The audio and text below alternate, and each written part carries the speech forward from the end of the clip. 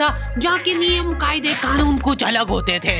इस जेल के कैदी डेली अपने घर से बस्ता टांग के यहाँ पे आते हैं दिहाड़ी करने। कई माँ बाप उनके बच्चों को खुद इस जेल में फेंक के जाते हैं ताकि उनका बच्चा जिंदगी में एक सक्सेसफुल दिहाड़ बन सके। दरिंदे रोक दे बच्चा। मैं अपनी दिहाड़ी करने वैन से जाता था। हमारी वैन वाले ड्राइवर का नाम था भैया जी और उसकी वैन का नाम था मैजिक, जिसका हर दूसरे दिन टायर पंचर हो जाता था। बच्चे लोग स्कूल जाके पढ़ना सीखे ना सीखे टायर पंचर बनाना जरूर सीख जाते थे। लेकिन भैया जी से मेरा अलग अटैचमेंट था। उनसे मेरे को दिल से नफरत थी। ये आदमी सुबह 5 बजे आके मेरे घर के सामने हॉर्न बजाता था। अरे भैयू, ओए भैयू, जल्दी से तैयार हो जा बेटा, 5 मिनट में निकलना है फटाफट। 9 बजे का स्कूल है यार हमारा। लेकिन ये आदमी सुबह सबसे पहले आके मेरे को लेता था। उसके बाद हम 3-4 घंटे पूरे शहर भ्रमण पे निकलते थे। शहर के पूरे आखिरी कोने से बच्चे ले लेके आता था ये आदमी। जहाँ पे वैन जा भी नहीं सकती उधर कूदा कूदा के ले जाता था ये, और फिर टायर पंचर हो जाते थे। शाम पड़े वापस से हमको घर घर छोड़ के आता था ये। जिंदगी बर्बाद कर दी थी भैया जी ने मेरी। सबसे पहले लेते थे और सबसे आखिर में छोड़ते थे। लेकिन मैं फिर भी उसी वैन में जाता था क्योंकि चमेली भी हमारी वैन में आती थी।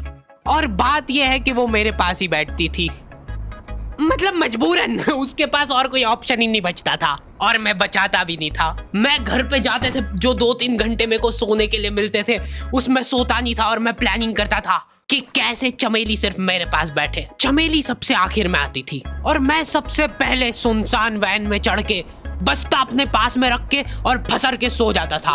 बाकी सारे बच्चे अपना बस्ता गोदी में रखते थे क्योंकि तुम्हारे बाप की वैन नहीं है, मतलब मेरे भी नहीं थी, पर मेरे ऊपर भैया जी को तरस आ जाता था कि बेचारा 5 बजे से आया है, तो वो सोने देते थे।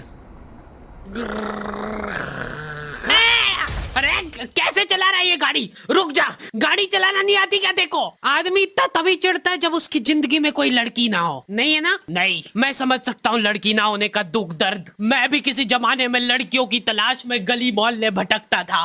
फिर एक दिन मेरे पास से वो निकली। जैसे ही मैंने हैपन खोल के देखा उसकी आईडी मेरे फोन पे चमक रही थी। हैपन ये एक रियल लाइफ डेटिंग ऐप है। यहाँ पे तुमको वो लोग मिलेंगे जो तुम्हारे आस पड़ोस से निकले हो कभी ना कभी। 100 किलोमीटर दूर रहने वाले लोगों से बात करके फायदा ही क्या जब तुम मिल ही ना पाओ। और अगर तुम्हारी घिनौनी शक्ल देख के यहाँ पे तुमसे कोई प्यार मोहब्बत नहीं भी करता है तो तुम फ्रेंडशिप तो कर ही सकते हो फिर भी। So go and check it out happen. Link is in the description. लेकिन मैं सोता नहीं था। मैं आंख बंद करके चमेली के घर का इंतजार करता था। तो क्योंकि चमेली आखिरी में आती थी तो वैन पूरी पैक पुक हो रखी होती थी, बच्चे बाहर उबल रहे होते थे और मैं अपना बस्ता पास में रख के एक्टिंग देखो एक्टिंग। और जैसे ही वो आती थी, हड़बड़ाना नहीं, ऐसे टाइम पे हड़बड़ाते नहीं है कि फटाफट बैग उठाया और आओ इधर बैठो जल्दी। मत करना ये हरकत, भाग जाएगी वो। ठरक नहीं झलकना चाहिए जरा सिक भी, एकदम सटल रखना है। क्या हुआ? और कहीं जगह नहीं है क्या? तेरे मुंह में मूत दूंगा मैं। अच्छा ठीक है, इधर ही बैठ जाओ। देख रहे हो एक्टिंग देखो तुम लौंडे की। ना जाने कौन सी नशीली खट्टी मीठी खुशबू लगा के आती थी चमेली। आज तक उसकी खुशबू है मेरी नाक में। मैं वो खुशबू का पूरा मजा ले ही रहा होता हूँ, इतने में एकदम भभका बास आती है निकाह से। जैसे ही मैं बाहर झांकता हूँ, मरा हुआ कुत्ता पड़ा है वहाँ पे। एक काली कार सूख करके निकली और मेरे बच्चे को मार दिया। कैसे करके निकली? शूक। ऐसे नहीं निकली थी, मैं यहीं पे खड़ा था, वो कार आई थी और जैसे ही वो बच्चा नीचे आया तब वो खड़ा, वो बच्चा चिल्लाया और फिर कार शूक करके भाग गई। उधर कुछ बच्चे ऑटो रिक्शा से भी आते थे स्कूल। ऐसा लगता था कि पूरे स्कूल के बच्चे इस एक ऑटो रिक्शा में ठूस ठूस के ले जाता है वो। ये ऑटो वाले और भैया जी दोस्त थे और अब ये बीच सड़क पे रेसिंग लगवा रहे हैं। इनकी गाड़ियां उबला रही है बच्चों से, पर फिर भी नहीं मान रहे ये लोग। नहीं जीतूंगा। स्कूल जाके वो पीछे मुलट के देख रहा है तो एक बच्चा नहीं बचा उसके ऑटो रिक्शा में। हमारे भैया जी बेचारे पीछे से उनके गिरे हुए बच्चों को उठा उठा के ला रहे थे। ये सब हरकतें करके हम लोग जैसे तैसे कैद खाना पहुंच जाते हैं। सुबह 5 बजे से निकलने के बावजूद हम लोग लेट पहुंच रहे हैं। वहाँ पे पहुंच के हमने देखा कि 4 लौंडे मरे हुए पड़े हैं। जिनको डॉन ने मारा है। डॉन हमारे स्कूल की इंचार्ज थी। डॉन का कद छोटा था और पेट मोटा था, और आश्चर्य की बात यह है कि समय के साथ उसकी हाइट कम हो रही थी। मतलब बड़े नहीं बड़े वो चलता है एक बार को, पर इसकी कम हो रही थी। डॉन बहुत स्ट्रगल करके कार से स्कूल आती थी खड़े होके, क्योंकि बैठ जाए तो उसको सामने की सड़क नहीं दिखती थी। वो अलग बात है, खड़े होके भी पूरा नहीं दिखता था। हर रोज 2-4 कुत्ते कुचलते हुए आती थी वो। फिर मेरे को समझ आया कि रास्ते में जो कुत्ते दिखे थे वो डॉन इस कैद खाने में छत पे बैठी रहती थी स्नाइपर लेके। कोई भी कैदी कुछ गलत गतिविधि करता हुआ दिखता था तो वहीं पे, मैडम इनकी लाश का क्या करना है? अरे ये तो आपको पता ही है। कहाँ रह गए थे यार झमू दीदी, फटाफट ये खून वून साफ करो। झमू दीदी बुलेट से स्कूल आते थे और ये अफवाह फैली हुई थी पूरे स्कूल में कि उनके घर पे मर्सिडीज भी है। लेकिन झमू दीदी हम्बल रहना पसंद करते हैं। ऐसा कहा जाता था कि ये स्कूल ऑन पेपर झमू दीदी के नाम पे ही है, पर वो हम्बल रहने के लिए यहाँ पे झाड़ू पोछा लगाती है। वैसे मैडम इन्होंने करा क्या था? गैर कानूनी पेन फाइट का सट्टा खेलते थे ये लोग क्लास में। उससे मेरे को प्रॉब्लम नहीं है, मेरे को क्यों नहीं? हाँ, हमारी क्लास में पेन फाइट का सट्टा चलता था। हमारे इधर जो लौंडा पेन फाइट में जीतता था, सामने वाले का पेन उसका हो जाता था। कुछ बच्चे अपना सब कुछ दांव पे लगा देते थे और कर्जे में डूब जाते थे। फिर भी वो लोग हार नहीं मानते थे और अपने दोस्त से पेन उधार लेके खेलते थे और वापस हार जाते थे। तो अब क्लास में कुछ बच्चों के पास पोटला भर के पेन पड़ा है और कुछ बच्चों के पास पेन ही नहीं है।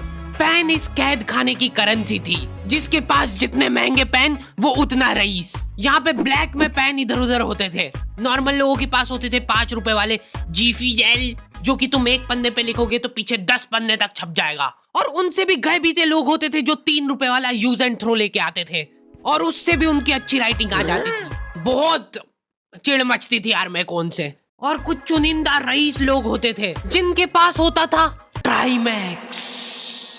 हर बच्चे का सपना होता था कि उसके पास एक ट्राईमैक्स हो, साथ में आसपास 2-4 लड़कियां हो। मेरे को प्लीज मेरे को यहाँ पे ऑटोग्राफ दे दो। ये लो ट्राईमैक्स किंग के। ये ट्राईमैक्स क्या बात कर रही है, सही में एकदम रईस लोग ही अफोर्ड कर पाते थे ट्राईमैक्स। वो बाबड़े भी एक एक अक्षर लिख के रिफिल खोल के देखते थे।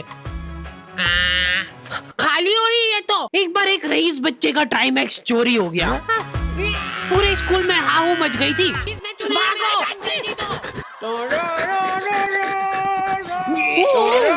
देखो, उस दिन हमको पता चला कि वो आदमी दौड़ भी सकता है। हमारे स्कूल में कुछ भी कांड हो रहा है, ये आदमी सबसे पहले दौड़ के आएगा, पूरा बैग खोल चोर, और बच्चों के बैग चेक करेगा। स्कूल वालों को भी इसकी सैलरी देते वक्त सबसे ज्यादा आग खरती है। सैलरी किस चीज की? इस आदमी की शक्ल देख के ऐसा लगता था कि ये स्पोर्ट्स की आड़ में वैन वालों के साथ मिलके बच्चों की स्मगलिंग करता है। इस महान आदमी का नाम था भूषण। इसने अपनी जांग पे टैटू करा रखा था, भू अलग जांग पे, सड़ अलग जांग पे। सर कल से खो खो खेलने के लिए कितनी बजे आना है? वो तो बैग चेक करा पहले तू। इन्होंने पूरे कैद खाने के कैदियों को लाइन से खड़ा कर दिया है। पेन हमारी क्लास के बच्चे का गुमा है और पूरे स्कूल में ढूंढ रहे हैं लोग। आखिरी में पता चलता है कि वो बच्चा घर पे भूल के आ गया था उसका पेन। सॉरी बेटा, एक फेड में मुंह देगा।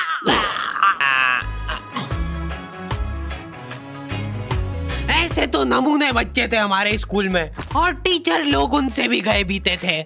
हमारे स्कूल में टीचरों को उनके नाम से कोई जानता ही नहीं है। बच्चों ने उनकी हरकतों के अनुसार टीचरों के नाम रखे हुए।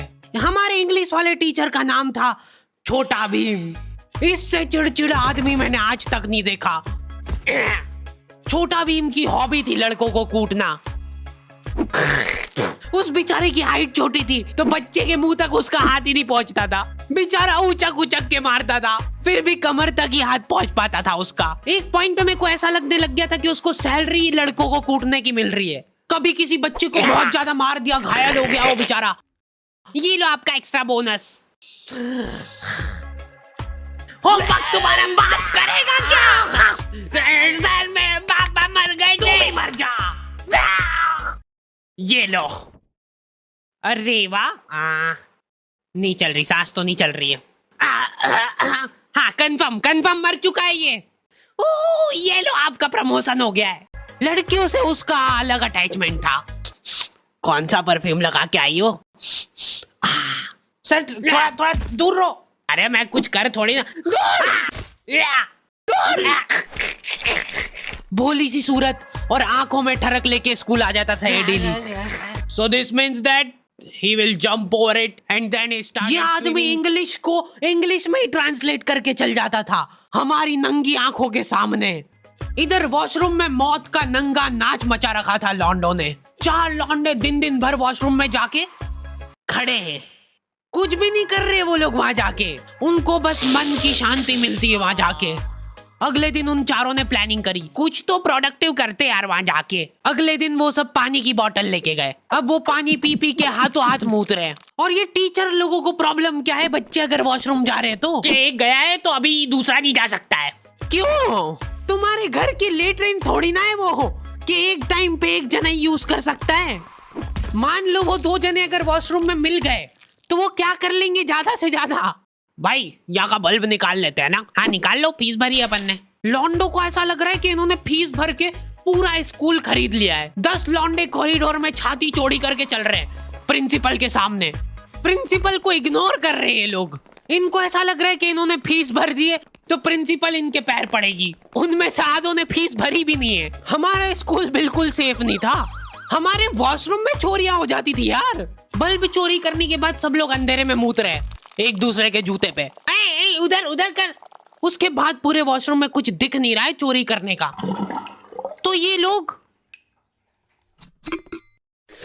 हाँ नल उखाड़ के ले गए। नल कौन ले जाता है? कभी वो मछली वाले साबुन चोरी हो जाते थे, कभी ये फिनाइल की सफेद गोली को माउथ फ्रेशनर समझ के खा जाते थे। भाई इसको चबा मत, इसको चूस, ज्यादा देर तक चलेगी ऐसे। ठंडक हो रही भाई, ठंडक।